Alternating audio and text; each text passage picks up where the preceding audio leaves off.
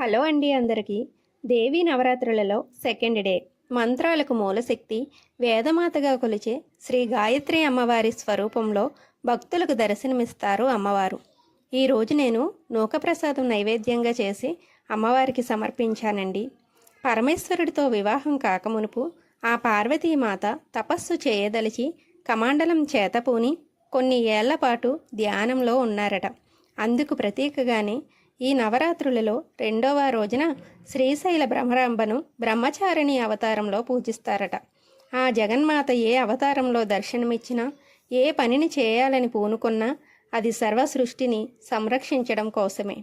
ఆ చల్లని తల్లి దయలో మనమందరం సంరక్షింపబడాలని, సుఖ సంతోషకరమైన జీవనాన్ని సాగించాలని ఆ జగన్మాతను మనస్ఫూర్తిగా ప్రార్థిస్తూ మీ అనంత.